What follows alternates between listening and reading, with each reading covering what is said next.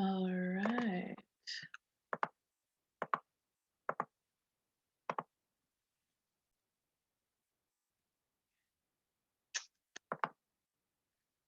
Okay, so good evening, everybody, and thank you so much for joining me today for our Pollinator Gardens workshop. My name is Adjoa. I'm the Farm Education Assistant at Black Creek Community Farm. A little bit about myself. I've been working with the earth for the past 3 or 4 years now. I started off in an internship doing farming, growing food in the city, and then actually spent most of last summer taking care of a bunch of pollinator gardens. So I'm really excited about tonight because we're going to be talking about some of my favorite plants. Yeah, and that's a little bit about me. I've been working at Black Creek Community Farm since the beginning of this year, and I'm really happy and excited to talk about plants with you all. So yes, again, if you have any questions, don't be afraid to unmute yourself. I'll try to remember to give space for that, and there'll also be time for questions at the end. So before we begin, I would like to firstly acknowledge that the sacred land in which we operate is situated upon the traditional territories of the Wendat, Haudenosaunee, the Anishinaabe, and most recently the Mississaugas of the New Credit. This territory is covered by the Dish with One Spoon Wampum Belt Covenant, an agreement between the Anishinaabe and Haudenosaunee allied nations to peaceably share and care for the lands around the Great Lakes. Black Creek Community Farm recognizes the many nations of Indigenous people who presently live on this land, those who have spent time here, and the ancestors who have hunted and gathered on this land known as Turtle Island. In light of the recent events surrounding the thousands of Indigenous children who were stolen from their families, then placed in residential schools, it is important to listen, educate, and understand how, as settlers, we contribute both consciously and subconsciously to the systems of oppression and injustice. And in light of these recent findings and all the beautiful souls that were lost, I would like to hold a short moment of silence before we get started.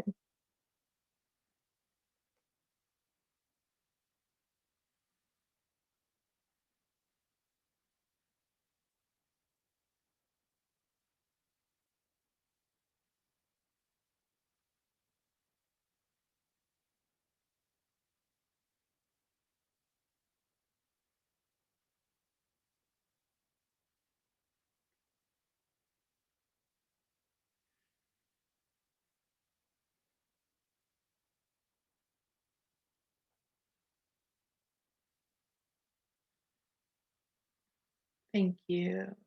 And so we can begin. So, pollination.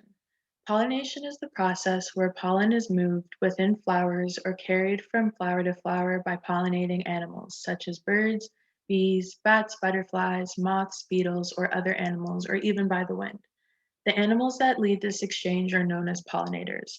Worldwide, roughly thousands of plants grown for food, beverages, fibers, spices, and medicines need to be pollinated by animals and insects in order to produce the goods in which we depend.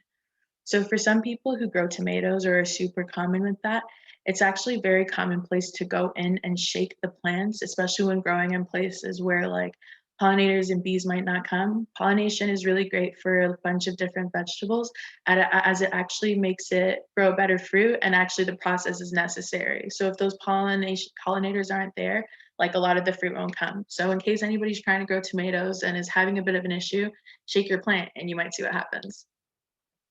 So what role do pollinator gardens play? A pollinator garden is planted and designed with specific nectar and pollen producing plants in a way that attracts pollinating insects and beings.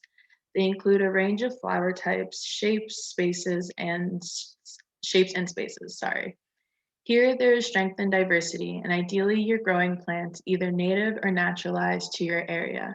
So I wanted to take a break here and talk a little bit about native and naturalized plants. So essentially all a native plant is a plant that would grow here regardless of whether it was planted or not. Naturalized plants are plants that, even though they were brought overseas or come from different ways or didn't originally exist on the land they are today, after generations and generations, they've been able to adapt and join in the ecosystem the same way a different or a native plant might. So now they're considered very commonplace and very much a part of. So we want to do this to copy the natural rhythms of the environment around you, and therefore benefiting the pollinators that appear in the environment around you too. So over here in this corner, I have a picture that says flora and fauna.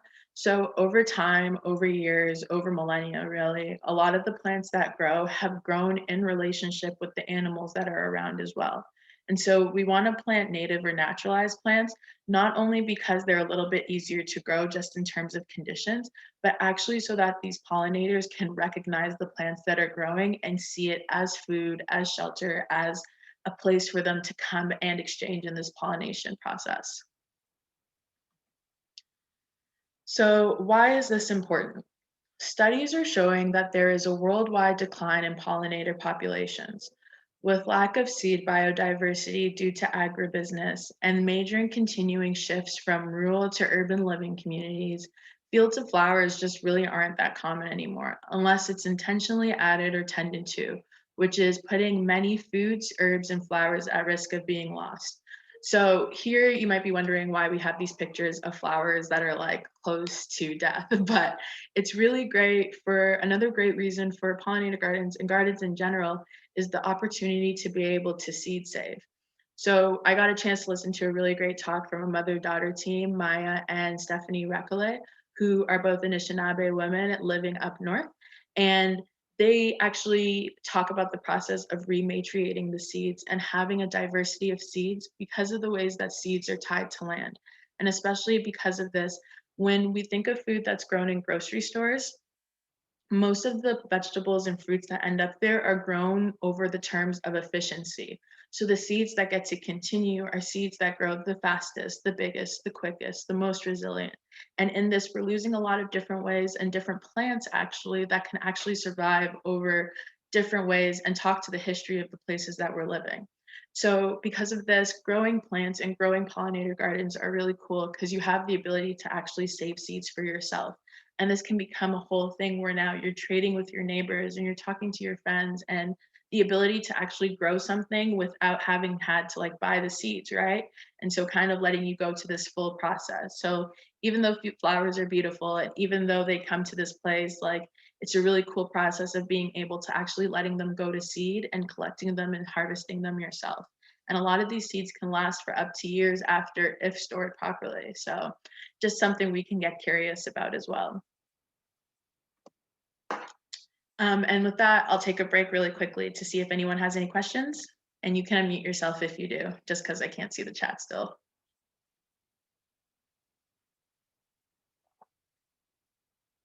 Okay, if no one has a question, then we'll keep going. So how to get started. Pollinator gardens aren't much different in terms of what they need to thrive, and aren't much different in terms of they need sun, they need water, they need soil, and they need nutrients. The really great thing about it is that there's a range of plants that serve different purposes that help support pollinators, and many of them can exist in a range of conditions to suit your space. Whether you're growing with a few plants in pots, using raised beds, or planting right directly into the earth. Their adaptability makes starting your own pollinator garden feel so much less of a job than it can actually feel in the beginning. So, what can you expect? With pollinator gardens, they feel very much like offerings to the future. In their first year of planting, it may feel like very humble beginnings, but in years to come, your garden will become a mini ecosystem of its own, providing a true and trusted place for pollinators to come and continue to engage in their life cycles. For this reason, planting perennials or very strong self-seeders are important, and having plants that come back means less maintenance for you. So just in case we don't know, perennials, the difference between perennials and annuals are that annuals go live their entire seed cycle within 1 year. So they go from seed to seed and die, and that's it. But perennials, excuse me, are plants that are able to either grow through rhizomes, are able to come back every spring and actually become, again, that word's coming up, naturalized to the area that it is in. So you can expect them every spring at the beginning of spring, the tulips will come back. by the end or by the beginning of fall, plumbago will start to bloom. So this is kind of a really nice way that after you plant them in your first year, the only maintenance they really need is the maintenance of making sure that they're in the space where you want them to be because they can spread really strongly.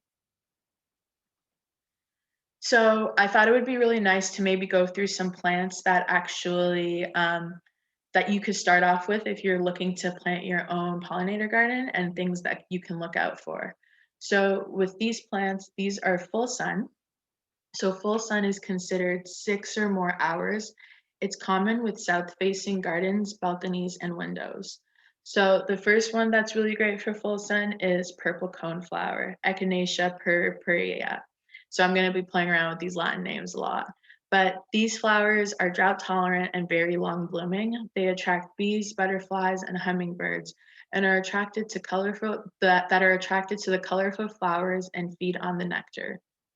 Next, we have black-eyed Susans, Rudbeckia hirta.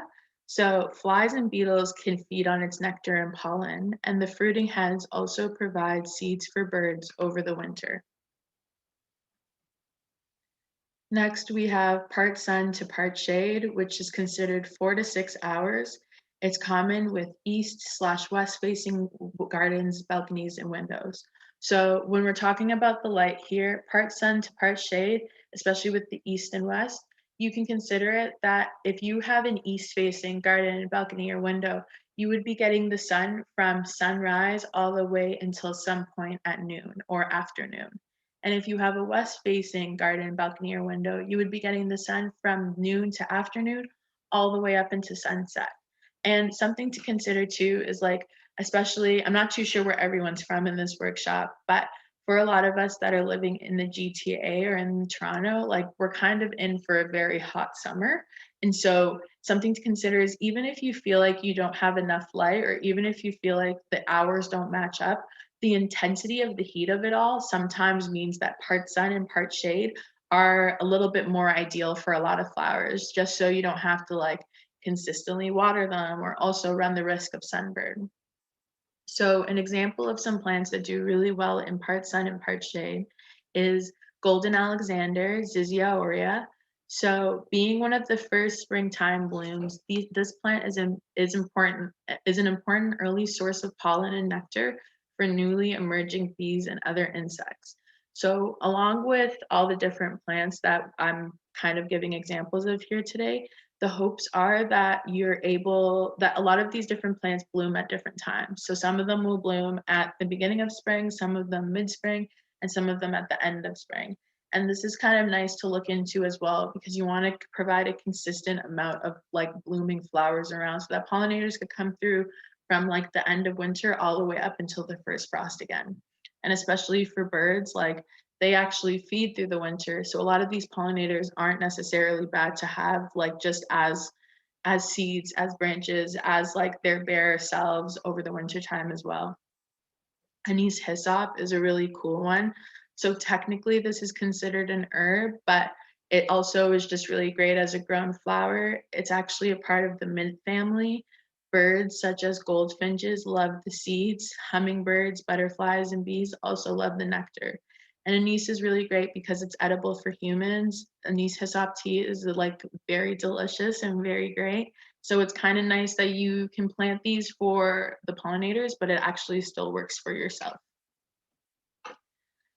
So shade is considered 4 or less hours, so much more common with north facing gardens, balconies, and windows. So here we have blue lobelia. So these are very moisture loving, though low maintenance, and they attract bees, have a late summer to early fall bloom. And then poke milkweed. So a lot of the plants that I mentioned in this presentation, I tried to make sure that they were native plants just to kind of keep up with that idea of growing what comes as close to you as possible. Poke milkweed is very much an exception, while like a common milkweed is what we'll find much more in southern Ontario. Poke milkweed actually grows a little bit closer to the edges of forests. I only added this just because milkweed is an amazing plant in terms of a pollinator plant, and this one is actually shade tolerant, which isn't too common for milkweeds. Most milkweeds that either are native to here or grow commonly really love the sun and are full sun. But I really wanted to provide the option for someone who maybe wanted to grow milkweed, but also is dealing with shade. And the nice thing about this is that these varieties actually sometimes hybridize with common milkweeds that you'll find around here and makes this like really beautiful, like really kind of unique plant as well. And the reason why milkweeds are so important is that their foliage, like their leaves, provide not only a home, but also the only source of food to monarch butterfly caterpillars. So milkweeds play a huge role in like the life of caterpillars because really that's the only thing monarch butterflies, specifically their caterpillar selves, can eat. So it's a place where they burrow right when spring is coming and they start to munch and get bigger and grow so that they can eventually turn into butterflies. So yeah, if anyone is worried but wants to grow milkweed, poke milkweed is a really great variety to consider if you don't have full shade or full sun, sorry. Wanted to see if there's any questions before I move on.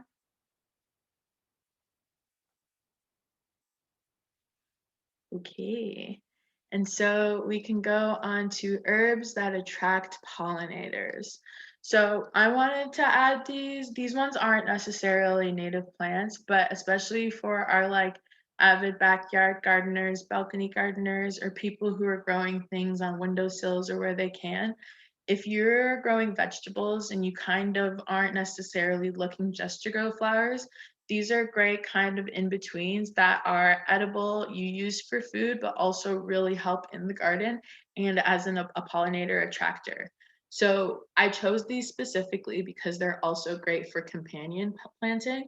So companion planting is essentially just the act of planting certain things together that will help and benefit each other, whether it's by increasing their taste and making them taste better, whether it's by strengthening each other and protecting each other against diseases and pests, or whether it's because these plants have similar growing styles and will both do well in the same type of soil.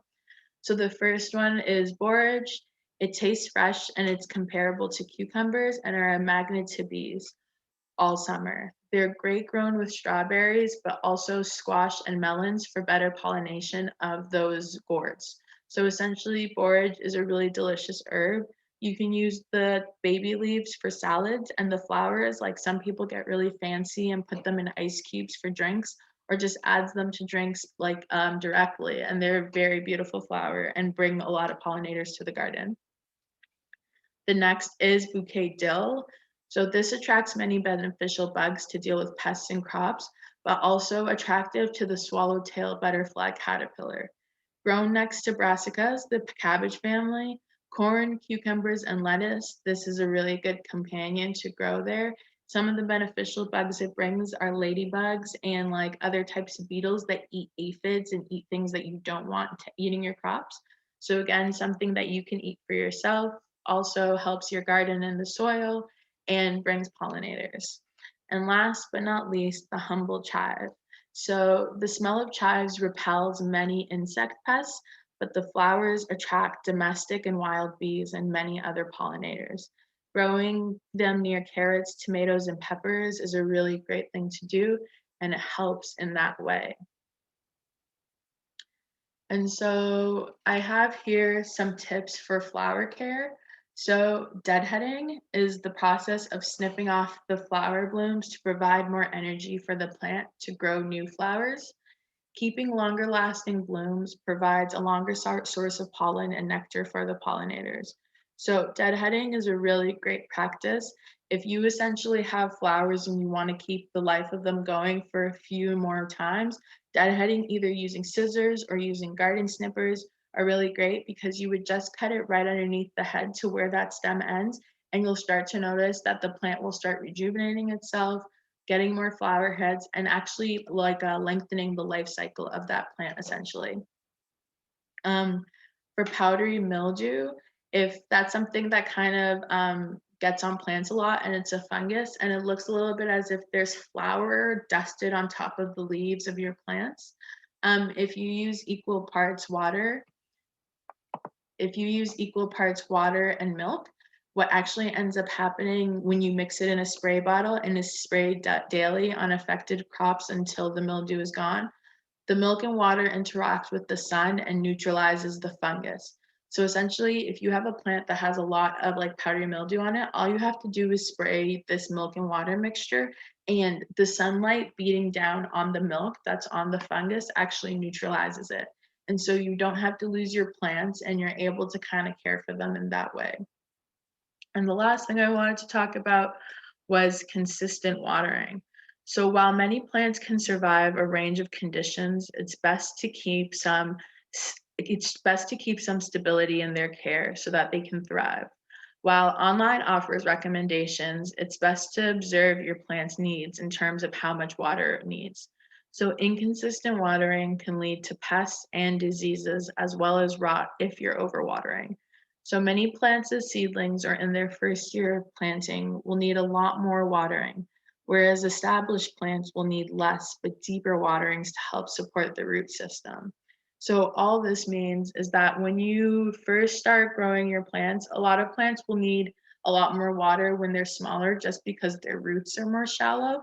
So in this way, they're just grabbing water from the surface and kind of taking it from there. So you want to just keep it consistent but not too much to overwhelm them or overwater them. But once these plants become established and start growing big and tall, and you can tell that they're kind of sturdy in themselves, their roots are actually going a lot more deeper. And so watering consistently without watering like deeply into the soil will keep the moisture really just at the surface and will make it so that the plant can extend to the depth that it can. So with much more established plants, it may be that you want to water it a couple of times a week, with one time of that week being a very, very deep watering where the sprinkler is on that area of the garden or area of the pot, or you watering your plant stand over on your windowsill for about a couple of minutes to really make sure that the water is soaking in. Whereas with seedlings, you may want to water it every other day and just make sure that that water is consistent in that way. So these are just a few tips to try and see how you want to start your pollinator garden. So with that, the presentation is done. I can go over anything again. If anyone has any questions or discussions that they wanted to have about pollinators and pollinator gardens, this would be the time. Hey, I have two questions for you. Amazing. Okay. Where would you suggest I can, wait, no, first question, what can I plant now? If I have a spot in my yard that I would like to get going like for the year, is it too Yeah. late? Can I still get things in the ground? No, it's totally not too late to put things in the ground. So like, especially with a lot of these flowers, they're really great in that they can survive a range of conditions. So a lot of them can pretty much last until like early fall in terms of getting fall blooms. You could also like goldenrods and things like that actually don't bloom until the end of summer. So this would be a great time to start kind of with your midsummer to late summer, early fall flowers. I can put together a list, but even things like borage has a really quick growth life until it grows to maturity, so that could be really great. Things like calendula or marigold are also really great pollinators that also are edible for us as well. And those ones have like their time to bloom are all within like the same summer. So you can start them off this year and watch them come back fuller next year. Yeah, cool. Okay. Awesome. That's heartening. Second question. No, I have three. Sorry, I have three questions. I totally lied. Yeah, 3 questions are great. Should I be looking for like seeds? Is that what I want to start with at this time of year? Because I'm okay. Do you Yeah, have any so suggestions of like the best place to get seeds if I'm worried about being able to tell? I'm anxious that like if I go to a garden store that I'm going to end up accidentally buying invasive species because they're maybe not caring about the ecology. totally. Who cares? Who are the people that I want to go to that will tell me that this is not invasive and I can trust them? Absolutely. So like there's actually a provider in Toronto. Their name is Urban Harvest. Like I get so many seeds from Urban them. They're a really great place. I can put the link in the chat just in a couple of minutes after I answer the questions, but Urban Harvest is great. They have a lot of the wildflower seeds that we've talked about today, and plus like the people who work there are super knowledgeable just in case of like I'm looking for something that's edible and is a pollinator. I'm looking for something that is just like an herb. Like and they're all like I think a majority of the seeds are heirloom organic, so just kind of like keeping in with again what you were saying, the ecology of it all, and like having I would suggest Urban Harvest. And then there's also places online if you're not too worried about the shipping, but just in terms of local at least, Urban Harvest is great, and they're just like in the city. Cool. Yeah. Awesome. That is good to know. Yes. Last question. Do people weed pollinator gardens, or is the like philosophy more you just let it go like it's a meadow? Yeah. Um, how much work do I have to maintain this? So I love that question. So like really weeds, the only thing a weed is like a plant growing somewhere you don't want it to grow. But a lot of things that are considered weeds are like edible, are medicinal, are like really great, and those things are actually even just help the health of the soil. So I would say there's obviously some, if they're like a really aggressive plant, or if there's something like cleavers, for example, some people even like I was like reading something about morning glories. Like if you find there's something that can take over the garden, you would want to weed that. But if it's something that either acts as like ground cover, something that you like to eat, or even something that kind of just takes the space and doesn't allow for other things to grow, I would say keep it there. Like there's no issue with that. Cool. Okay. Yeah. Yeah, Okay. I'm so used to just growing vegetables where you're like Yeah. kind of Everything have to out. focus a little more on the weeds. But okay, thank Absolutely. you. Yeah, Beautiful. Thank totally. Of you. course. I'm just gonna look into the chat real quick. Yeah, so powdery mildew is great exactly for cucumbers, for tomatoes, for any plants that happens. That milk trick has saved my life. In that gardening job that I was doing last year, we used that for so many of the different like little flower beds we were taking care of. It's a tried and trusted method. Can I just ask you to expand on what you were saying about shaking the tomato plant? That sounded kind of interesting. Yes, yes, yes, yes. So I actually just learned this, and I think it's the same with like eggplants too. It's like with a lot of these plants in the wild, quote unquote, they would be pollinated, and that's how they start to flower. And from the flowers comes the fruit, right? So especially if you're growing it in very kind of like closed off conditions, like let's like you're growing it at home, so to say, or you're growing it in the middle of a city, right? Like there's not that same interaction with like wildlife or like the birds and the bees and the butterflies. And so a lot of people have to go in and self pollinate by hand. So that would either look like putting some pollen on like a Q-tip, like rubbing a Q-tip on like the middle of a flower and putting it onto all the little parts that they need to go onto, or just shaking it so that the pollen will naturally fall from them and then start that process that way. So I thought that was really cool, and it's like definitely so real, right? Like if there's no animals to pollinate it, how will it do it? So if you're growing tomatoes and you're finding you're just like not getting much, like maybe try shaking it and see what happens. Cool, thank you very much. I think some of my earlier flowers did die off because of the frost recently, a Oh, while back, yeah. but I'm hoping that this trick will help me out. So thanks. Of course, of course, of course. Hoping for you too. Do you have any tips with like the herbs? How I was saying, like which plants would be good to companion plant with? Like, is there Yeah. any tips in terms of like I know like with like three sisters companion Yes. planting, right? Like they're in a specific order. So, is there any like tips you have on terms of like would you plant the herbs in the middle to provide canopy cover to like something that's more closer to the ground? I just was curious about the companion planting. Yeah, thank you so much. That's such a great question. So companion planting, you were so right about the three sisters. You do want to grow that in different times just so things grow, like the corn's tall enough for the beans to wrap around and stuff. With like herbs and vegetables, they're a little bit more forgiving. Like people speak about like planting dill after you plant the cucumbers so that the dill will be ready to seed by the time you want to pickle the cucumbers. But really a lot of this, depending on like a lot of flowers actually are like they can kind of survive the frost. So a lot of the ways that it ends up, depending on which plants you have and what you're growing, it could either be that you're growing the herbs first and before you're actually planting in the vegetables, or some vegetables like collards, for example, can be grown and with like when there's a risk of frost. So you can start growing some of those flowers with that as well. But it's much more forgiving with like the flowers and herbs and vegetables than let's say the Three Sisters, unless it's something that is depending on each other for like height wise. Like a lot of people like even like sunflowers being grown near beanstalks for that similar reason. So for that, you would want to grow the sunflowers first so that they can grow tall enough for the beans to get there. But I think very, very much just following the kind of natural cycles of all these time, like the planting times of the vegetables, you'll be so good. However, they'll figure themselves out and like even out for sure. But definitely a good idea too about kind of like planting the herbs or the flowers in the middle and then the vegetables around it, or in similar ways like succession planting where it's like one after the other.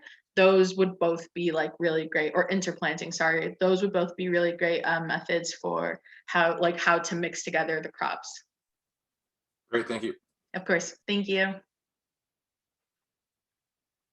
Are there any other questions?